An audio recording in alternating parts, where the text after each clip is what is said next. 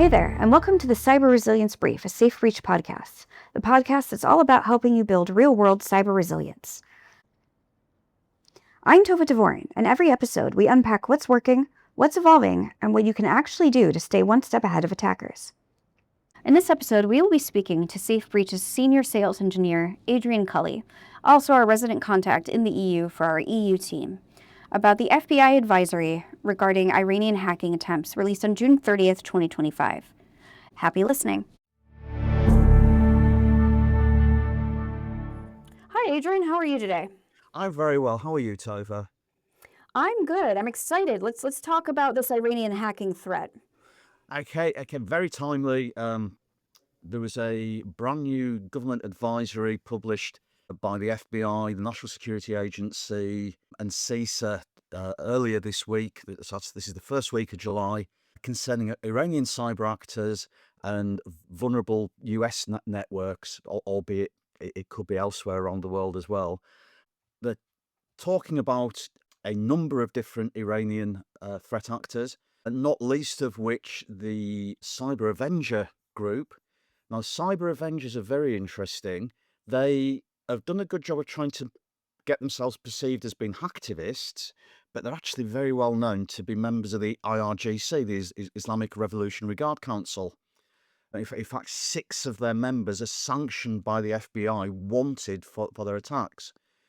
They're specifically targeting regulated industries, those that use operational technology, IoT, two distinct things, but they can be conflated. And they write very specific code that's very nasty, attacking OT systems, particularly water industry, particularly the aviation industry. And basically the advisory from the government is saying now is the time to check the resilience of these systems against known Iranian threat actors. There's other confidential intelligence that we're likely to see some very high profile attacks in the very near future. In fact, they may already be underway. Now, that's not ambulance chasing, that's not chicken licking the skies falling.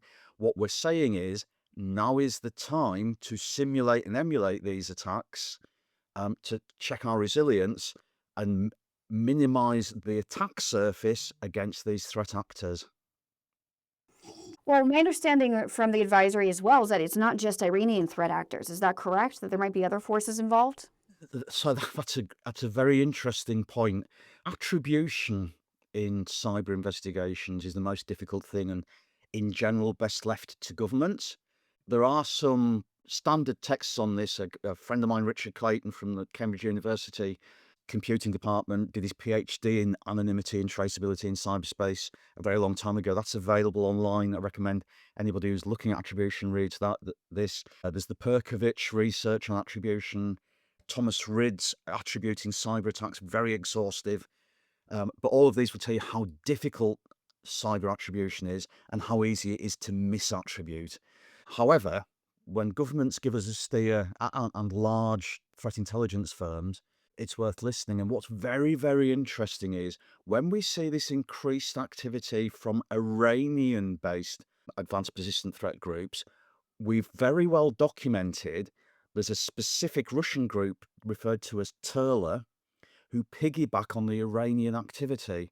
They're very, very good at disguising themselves as being the Iranian threat groups, but they've got distinct separate attack techniques.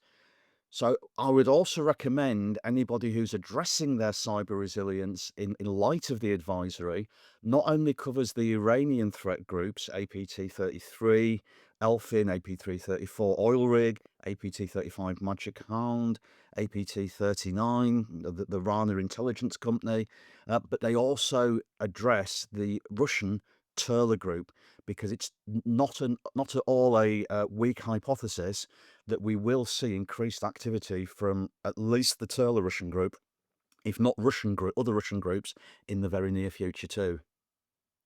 Okay, so what does that mean for people who are listening to this episode right now? What can they turn around and do to protect themselves? So one of the techniques that's used by Cyber Avengers is a piece of nasty malware that they created called IO Controller. We actually have attack code that's unique and specific to that. and we have customers running that attack code, checking if they are vulnerable to it, and then remediating with their security controls to close that particular door. We have an opportunity at the moment that the old cliche is closing the stable door before the horse has bolted. We have an opportunity at the moment. This horse, this Iranian horse, is yet to bolt. Please lock and bolt your stable doors. I mentioned a list of attack groups earlier as well. We have as a SafeBreach, we have 17 different distinct Iranian threat actors playbooks, code books. I'd recommend running all of those on a scheduled, continuous basis.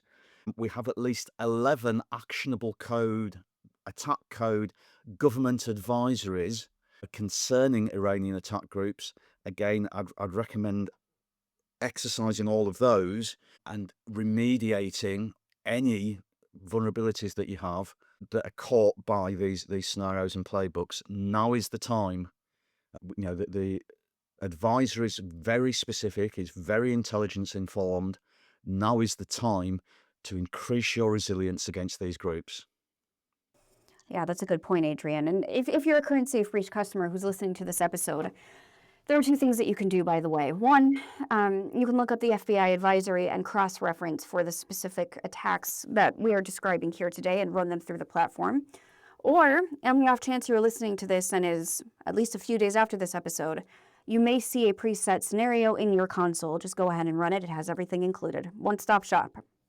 Absolutely, Tova. Also, reach out to your customer success team. They're all fully briefed on this. They'll happily guide you through this as well. There is a lot of goodness, a lot you can be doing to target, harden yourself, and increase your resilience before you're attacked. The Cyber Resilience Brief is a SafeBreach podcast. It's produced by Tova Devorin and executive produced by Adrian Cully. Sound design provided by Adobe Podcasts. Distribution provided by Podbean, and extra support and love from the SafeBreach team. For more information on how adversarial exposure validation through SafeBreach can protect you and your business, no matter where you reside or what industry you're in, please visit us at www.safebreach.com.